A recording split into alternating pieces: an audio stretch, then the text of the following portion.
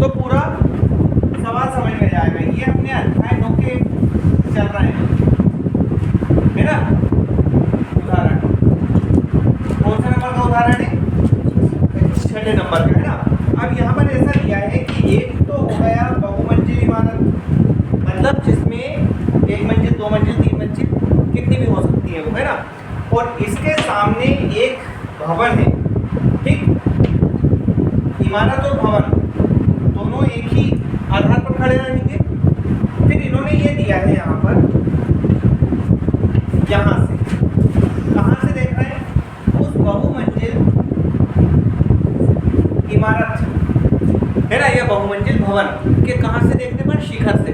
शिखर से देखेंगे तो कहाँ से देखेंगे? यहाँ से। यहाँ से देखने पर कहाँ कहाँ की कोण बन रहे हैं, है ना। 8 मीटर ऊंचे भवन के शिखर का, तो शिखर का जो अवनमन कोण बनेगा वो यहाँ बनेगा। ये कितना बन रहा है?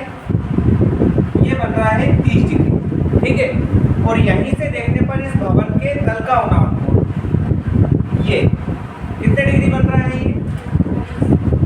ये आपका 45 डिग्री। क्या बन रहा है? ये 45, है ना। अपने को बतानी है क्या? इस भवन की ऊंचाई। भवन की ऊंचाई कितनी मान ली अपन ने? h। क्लियर है सर।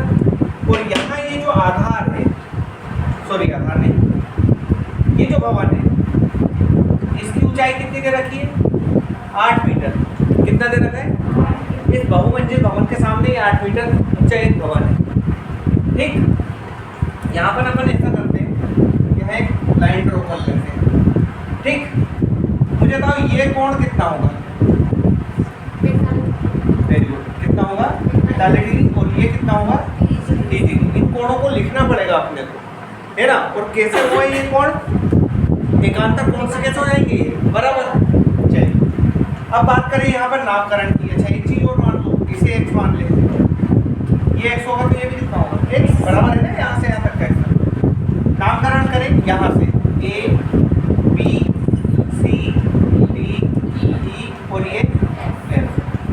नामकरण करने में कोई दिक्कत नहीं है ना, एक लाइन से नामकरण करते जाओ और जैसी जरूरत पड़ेगी वैसा कर लेंगे।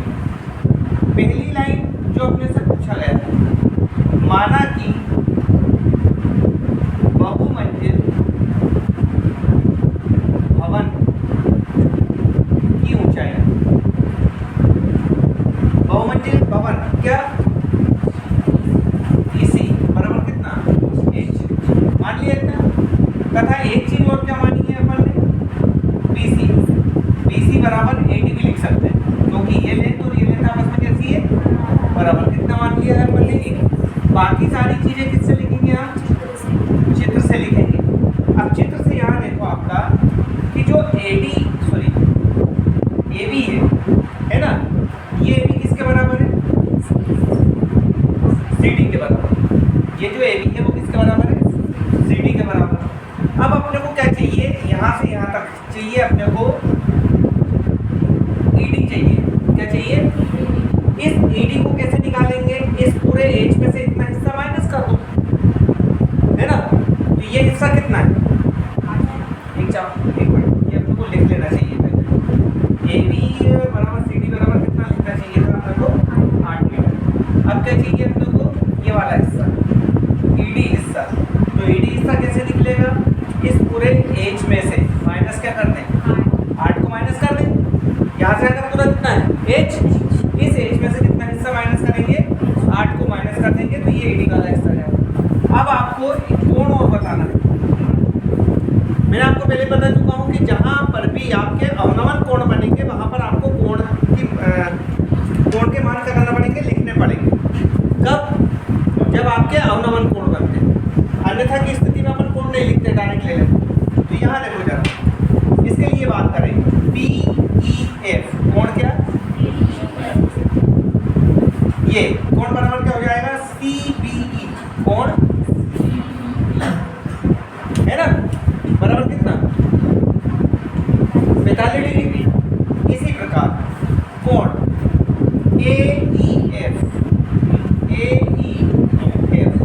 बराबर कोण क्या हो जाएगा? DAE कोण DA बराबर कितना? 30 डिग्री। और दोनों ही कोण कैसे कोण है? एकांतर कोण, कैसे कोण है ये, एकांतर कोण। बस अब क्या करना है अपने को, एक एक करके समकोण त्रिभुज ले लेना है, ठीक है। सबसे पहले कौन सा समकोण त्रिभुज लेंगे,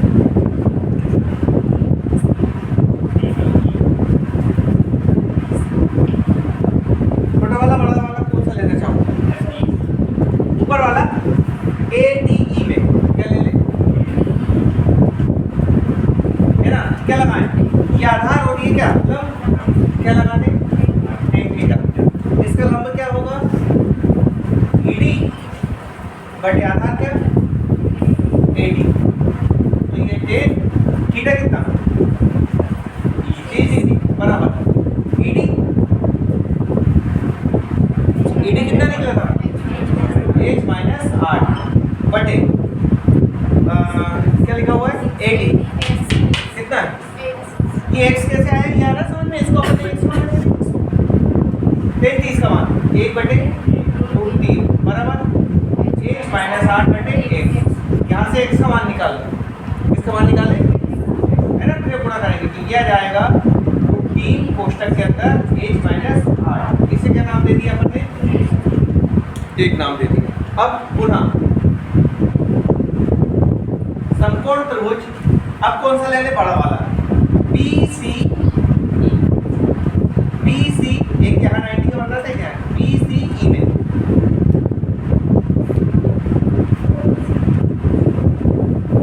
क्या लगाएं, 80 का बराबर लंब बटे आधार, इसका लंब कितना है, EC बटे आधार कितना, BC। ये tan एंगल कितना, 45 डिग्री यहाँ का कोण, ठीक है। और लंब EC की वैल्यू h और यहाँ BC x, फिर गुणा करो तो सॉरी मान रखेंगे, tan 45 का कितना, 1 बराबर 1 बटे x, फिर गुणा कर लेंगे तो x बराबर h। तो क्या करें, अगर x का मान चाहिए होता तो यहाँ पर h की जगह x रख दो, है ना। अब जो किसका चाहिए, h का, तो इस h की जगह क्या रखते हैं, x, है ना। तो यहाँ पर आप इस x की जगह यहाँ पर ये रख लो कितना, √3 कोष्टक के अंदर h माइनस 8 बराबर कितना, h, फिर गुणा करो तो सॉरी गुणा करेंगे, √3h माइनस 8√3 बराबर क्या, h, √3h, इस h को इधर लेकर आओ, माइनस h बराबर इधर 8√3, यहाँ से h कॉमन कितना बचेगा, √3 माइनस 1 बराबर इधर कितना, 8√3। अब वैल्यू किसकी चाहिए अपने को, h बराबर ये आया 8√3 डिवाइडेड √3 माइनस 1। क्या करें,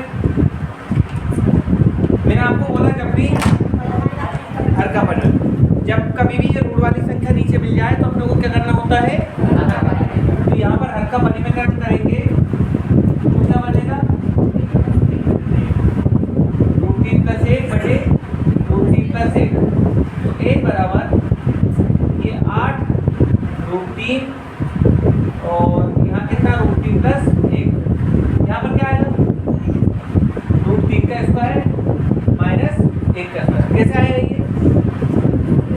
ये से आया है a माइनस बी और a प्लस बी, ये हम 50 बार कर चुके हैं कि a माइनस बी और a प्लस बी का यदि गुणा हो रहा हो तो इसे a square minus B square लिखते हैं। यहाँ पर ये √3 माइनस 1, ये √3 प्लस 1 बराबर √3 का स्क्वायर माइनस 1 का स्क्वायर, तो ये h बराबर आया,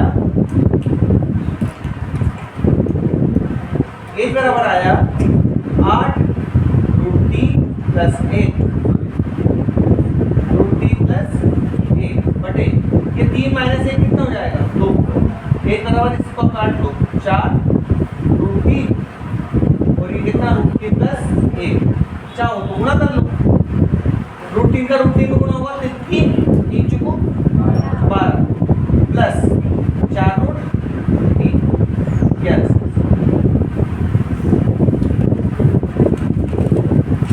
इन्होंने क्या करा है, यहाँ से 4 को कॉमन करके लिखा है, या करके a बराबर यहाँ से 4 कॉमन आ जाएगा, चाहो तो यही लिख दो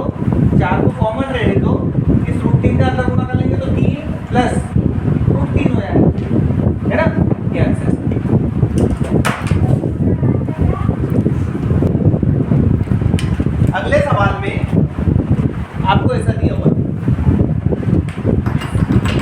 एक नदी दी हुई है ना, यहाँ पर एक पुल मान लो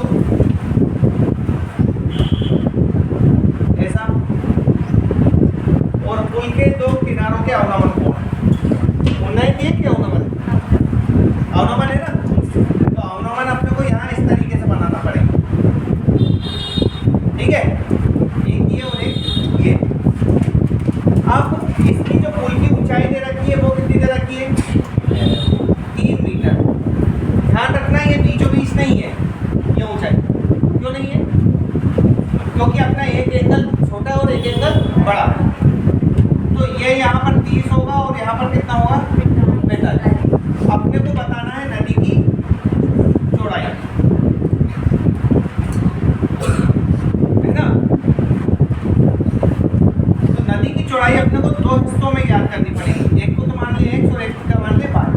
लास्ट में जो इसकी टोटल चौड़ाई आएगी वो कितनी हो जाएगी, x प्लस y, कितनी हो जाएगी। चलिए अब नामकरण करें, a b c, यहाँ d, यहाँ e नाम दे दो, यहाँ a, है ना, नामकरण कहीं पर भी कर सकते हैं। और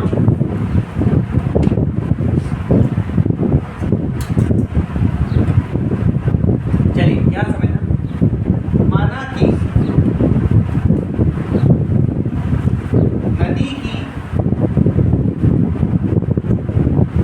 चौड़ाई जो दो हिस्सों में बटी है,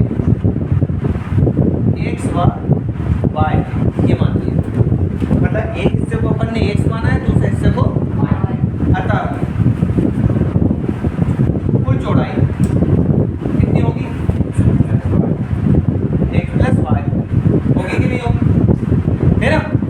अब देखो एक बात है, यहाँ पर इसको अपन बीचों बीच को नहीं ले सकते, बीचों बीच लेते तो इसका मतलब ये दोनों एंगल कैसे हो जाते हैं बराबर, तो इसलिए बीचों बीच नहीं ले पाएंगे, है ना। अब ये बताओ ये 30 का है तो ये भी कितना होगा, ये 45 का है तो ये भी, अब मुझे बताओ ये 45 का है तो ये भी 45, तो ये 3 है तो ये भी कितना आएगा, 3 ही आएगा, क्योंकि जब 45 डिग्री का कोण होता है तो लंब और आधार आपस में कैसे हो जाते हैं, ये इसका कुछ और आएगा, वैसे हम करके बताएंगे इसको। यहाँ पर लिखेंगे हम चित्र से, पहले तो एंगल की बात करते हैं, एंगल कौन सा, ई बी, या ऐसा लिख दो सी डी, क्या लिख दें, सी डी, नहीं इसकी सी डी एफ, है ना, सी डी एफ कोण बी सी डी बराबर कितना 30 डिग्री, क्लियर है सर। फिर कोण कौन सा, ए डी ई बराबर कोण कौन सा, बी ए डी बराबर कितना, कैसे कोण हुए, एकांतर कोण, कैसे कोण हुए। अब एक एक करके हम सबको त्रिभुज ले लें, सबको त्रिभुज क्या ले लें, सी बी डी में, सी बी डी क्या लगाएं, tan थीटा, इस वाले में क्या होता है, लंब बटे आधार, लंब क्या है इसका बी डी बटे आधार कितना बी सी, एंगल 30 डिग्री बराबर बी डी का वैल्यू कितना 3, बी सी का वैल्यू x, 35 का मान 1/√3, 3/x, इसे गुणा कर लो, कितना है x बराबर 3√3 मीटर। अब क्या ले लें, इसी प्रकार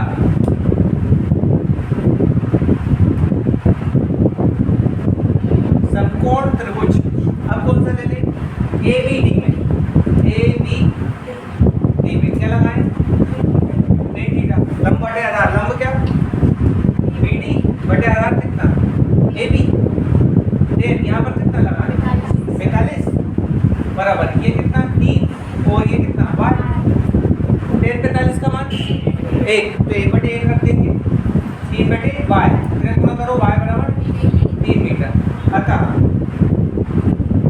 कुल चौड़ाई कितनी